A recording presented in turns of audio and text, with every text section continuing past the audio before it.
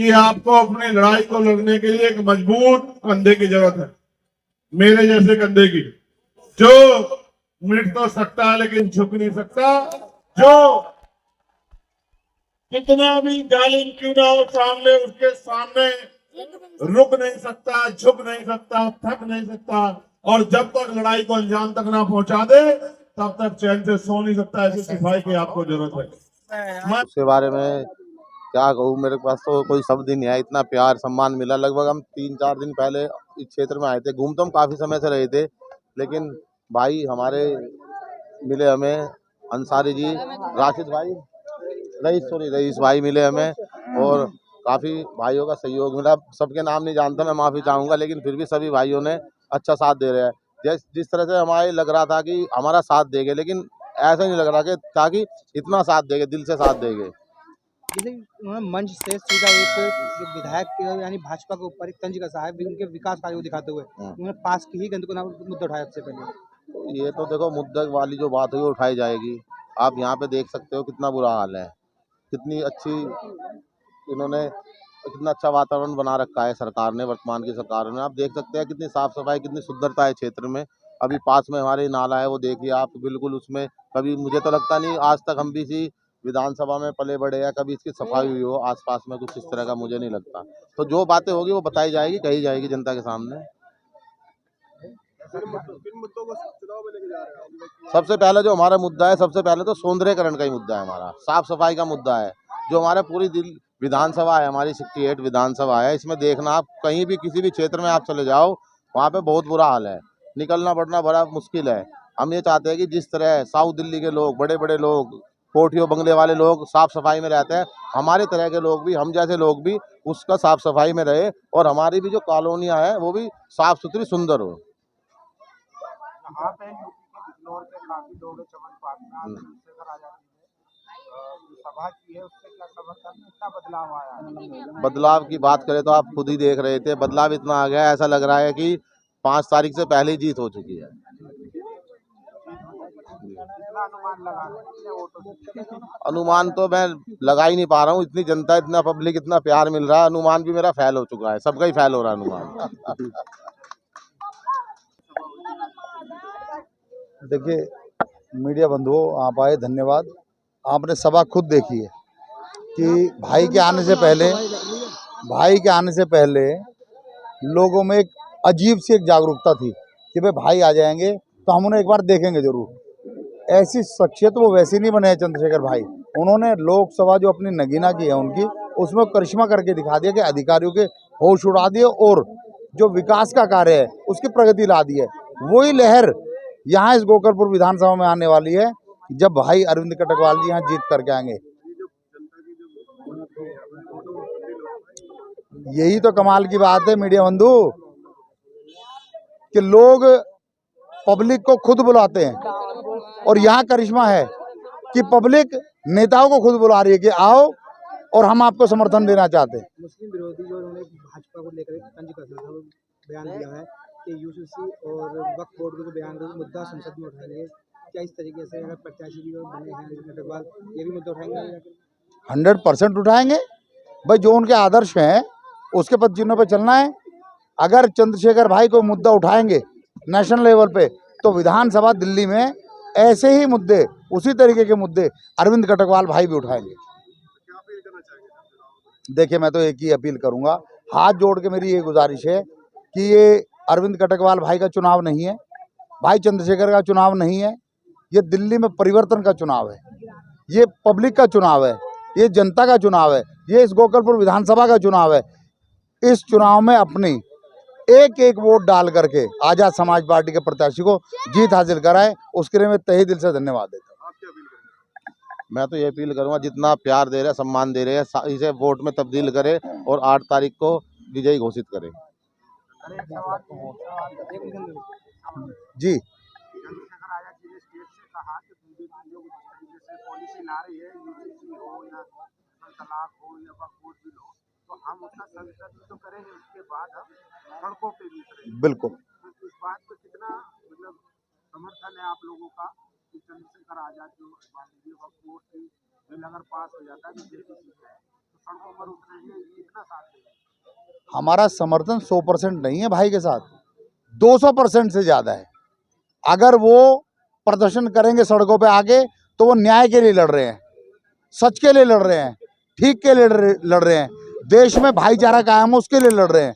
और इसके लिए मैं तो चाहूँगा कि यहाँ पर हम ही नहीं, देश का एक एक आदमी संसद से लेकर सड़क तक का प्रदर्शन करे और भाई को इस चीज़ में मुकाम हासिल कराए।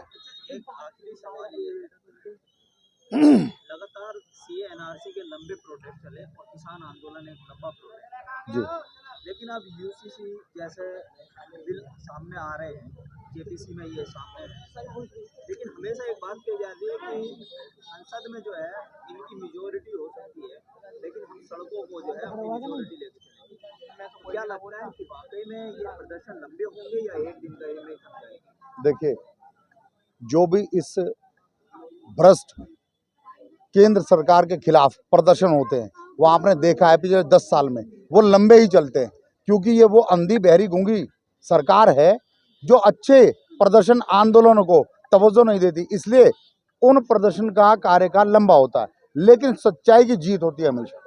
और ये प्रदर्शन लंबा चले या छोटा चले, जनता के हक के लिए चलेगा, जनता के हित के लिए चलेगा। यहाँ बसपा ने भी एक अपनी जनसभा करी थी, मगर उस जनसभा को छोड़ करके लोग भाई को देखने के लिए उमड़ पड़े, क्या कहेंगे? देखिए, ये बहुत अच्छी बात है कि भूतकाल जो भूतकाल रह जाता है और आज का वर्तमान भाई चंद्रशेखर आज़ाद है, आज़ाद समाज पार्टी है, इसलिए लोगों ने बसपा की उस मंच मीटिंग को छोड़ करके यदि भाई की तरफ आ रहे हैं, तो आप यकीन मानिए ये देश का युवा हर नागरिक चंद्रशेखर आज़ाद की तरफ आ रहा है। मैं आपको विश्वास से कहता हूं कि अरविंद कुमार जी के पीछे मैं, हमारी पार्टी, हमारे संगठन का एक एक आदमी खड़ा है।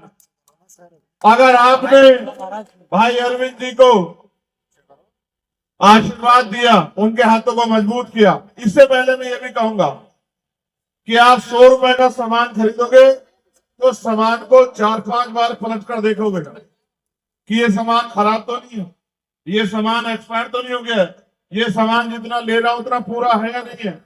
लेकिन जब आप 5 साल का मुस्तकबिल तय करने वाली वोट डालने जाते हो, तो एक बार नहीं सोचते जिसको वोट दे रहे हो कल इसको कहीं ढूंढ लोगे नहीं ढूंढ लोगे, ये आपकी कहीं मदद कर देगा नहीं कर देगा, आपकी आवाज उठा देगा नहीं उठा देगा, आपके लिए लड़ लेगा नहीं लड़ लेगा, आपकी परेशानी में कभी आपके साथ खड़ा होकर आपको अपने भाई अपने दोस्त होने का एहसास दिला देगा नहीं दिला देगा। और आप हमेशा कभी इसे जिताते आ रहे हो, कभी इसे जिताते आ रहे हो। मैं आपसे पूछना चाहता हूं, मेरे गोकुलपुर के भाइयों और उनमें भी चमन पार के भाइयों, आप कब जीतोगे? यहाँ खड़े होने की स्थिति है क्या? आप में से एक आदमी ईमानदार से खड़ा होकर यहाँ बताओ कि यहाँ के स्मेल वो सांसों में घुटन पैदा कर रही है नहीं कर रही है? बताओ आप मुझे। क्यों ये यहाँ इंसान नहीं रहते क्या? कि यहाँ के लोगों को अच्छी हवा का अधिकार है या नहीं है? साफ पानी का अधिकार है या नहीं है? क्या ये लोग टैक्स नहीं लेते हैं क्या? क्या ये इंसान नहीं है क्या? क्या इनको जानवर समझ के कुचलने का इंतजाम सरकार करेगी? मैं आपको जिम्मेदारी का कह रहा हूं, मैं तो आपका अपना हूं और आप जानते हो 24 घंटे 7 दिन, और मैं आपको विश्वास दिला के कह रहा हूं कल पार्लियामेंट चलेगा और कई ऐसे मुद्दे उत्तर प्रदेश के जहां उत्तर प्रदेश पर जुल्म हुआ है, संबल से लेके और अयोध्या तक, और वहां की सरकार ने गरीबों का मजाक उड़ाने का काम किया। कल पार्लियामेंट चलेगा, मैं आपको आज कह के जा रहा हूं, सुबह से लेके और जब तक हाउस चलेगा आपको यही सुनाई देगा कि सरकार से सवाल पूछे जा रहे हैं और सरकार को जवाब देना पड़ रहा है। चुप्पी नहीं होगी पार्लियामेंट में। कल मैं आपसे जवाब देता हूं। आपने मुझे वोट दिए, मैं जानता था जो जिनकी वोट वहां नहीं है वो यहाँ प्रार्थना दुआ कर रहे थे, फोन करके कह रहे थे नगीना में, नेटौर में, नूरपुर में, धामपुर में, किरतपुर में, नजीबाबाद में, शेरकोट में खड़े होकर यहाँ पे फोन करके कह रहे थे कि चंद्रशेखर हमारा भाई है, उसको वोट देना। मैं इस कष्ट को उतारूंगा, मगर मैं आपसे कहना चाहता हूं जो बात मैं कह रहा था, आप वोट देते हो और भूल जाते हो। ये वोट हमारा हथियार है, इसके अलावा क्या हथियार है हमारे पास? ये वोट हमारा हथियार, इस हथियार का प्रयोग अगर जज्बाती होके किसी की बातों में आके या किसी को हराने के लिए कर दोगे तो फिर आपकी तरक्की किसी भी कीमत पे सुनिश्चित नहीं हो सकती। जब तक आपका एमएलए विधानसभा में जाके आपकी सड़कों के लिए, बिजली के लिए, पानी के लिए, स्कूल के लिए, कॉलेज के लिए, यूनिवर्सिटी के लिए, अस्पताल के लिए, गंदगी के लिए, निकासी की परेशानी के लिए, रोजगार के लिए नहीं बोलेगा, सरकार आपको नहीं सुनेगी। और मैं आपको कहना चाहता हूं, आने वाला समय और खतरनाक है।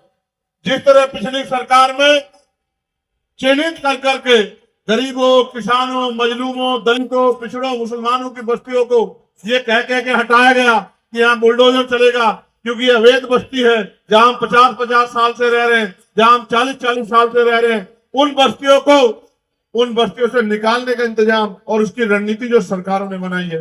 एक आवाज मजबूत नहीं है आपके पास जो असेंबली में खड़ा होके और आपकी आवाज बनकर सवाल पूछ सके कि जब हमने 50 साल में इस बंजर भूमि को सींच के आज रहने लायक बनाया, तो हम अपनी इस बंजर भूमि में जिसको हमने रहने लायक बना दिया, हम इसमें गलत कैसे हो सकते हैं, हम इसमें इससे बाहर होने वाले क्यों हो सकते हैं, ये पूछने वाला कोई नहीं है। इसलिए मैं आपसे अपील करके कहना चाहता हूं कि उधर तो दूसरी तरफ मैं देख आया था, मैं उस दिन गया था, गुरु रविदास जी के गुरुघर, उनकी कमेटी यहाँ बैठी है, उन्होंने तो मन पक्का कर लिया, अब आपकी बारी, आपको जिम्मेदारी देने आया।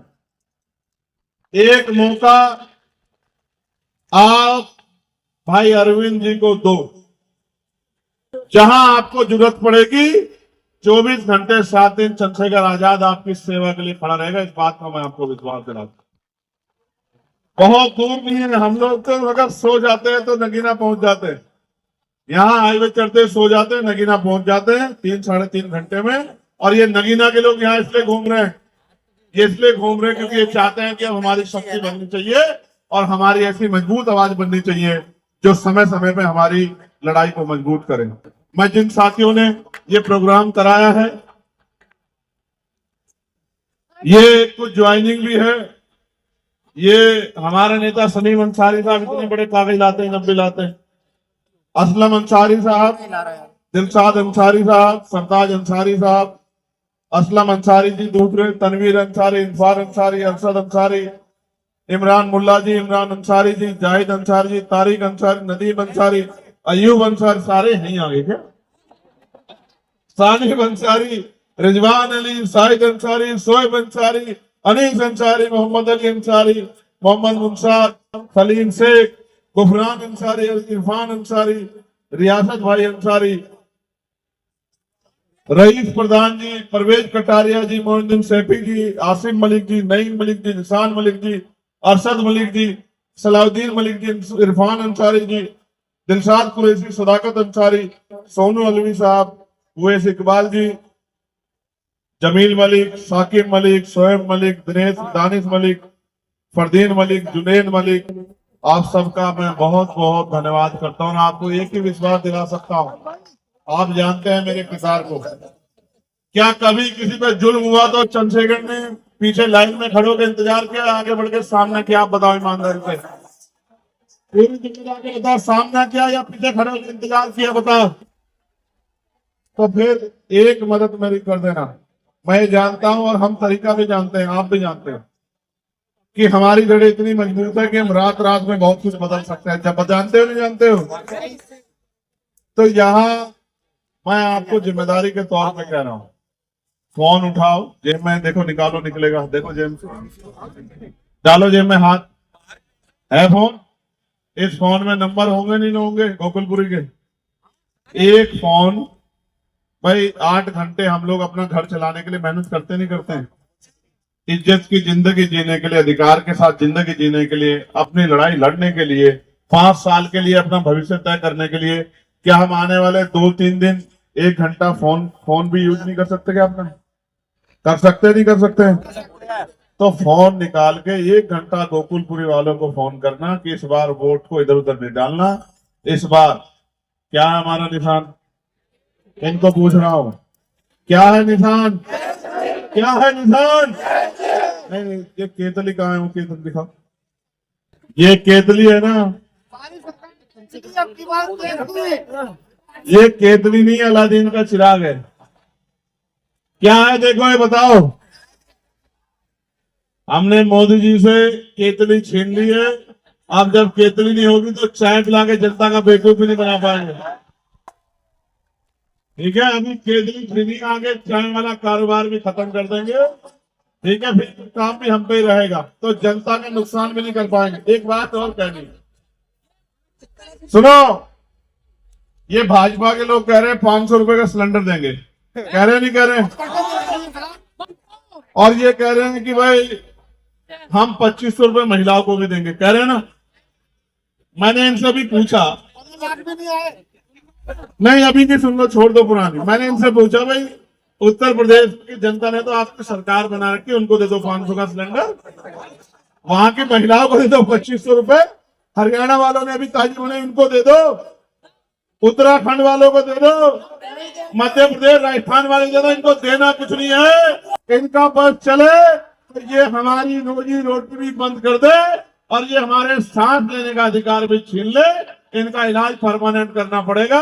इसलिए बहादुर लोगों की जरूरत है। बहादुर लोगों में से एक अरविंद कुमार आपके बीच में है, दोनों हाथ उठा के भाई अरविंद को आशीर्वाद देके ये विश्वास दिला दो कि इस बार आप अपनी वोट से ताकत बनाएंगे और अपने भाई चंद्रशेखर आजाद को लड़ाई लड़ने की हिम्मत दोगे। दोगे नहीं दोगे बताओ?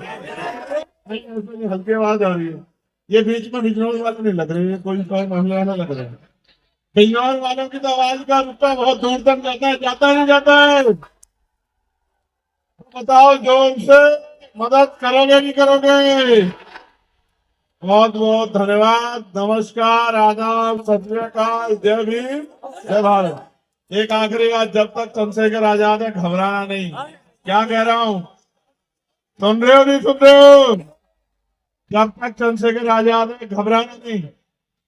अबे पार्लियामेंट में मैं प्रधानमंत्री जी को बताऊंगा कि ये जो कर रहे हो ना पूरा साजिश, यूसीसी, वक्फ बोर्ड, इसका जवाब हम चुनाव के बाद सड़कों के माध्यम से देंगे। प्रधानमंत्री जी, हम लोग चुप बैठने वाले नहीं है, मेरी बात को याद रखना। आप वहां बहुमत में हैं, आप वहां बहुमत में, हम सड़कों पे बहुमत में हैं। जिस तरह हमने एनआरसी में आपको जवाब दिया था, हम यूसीसी और वक्फ पे भी जो है सड़क पे आपको जवाब देके बताएंगे कि हम में कितनी हिम्मत है, हम अपनी लड़ाई को कैसे लड़ सकते हैं। बहुत बहुत धन्यवाद, आप सभी का आभार।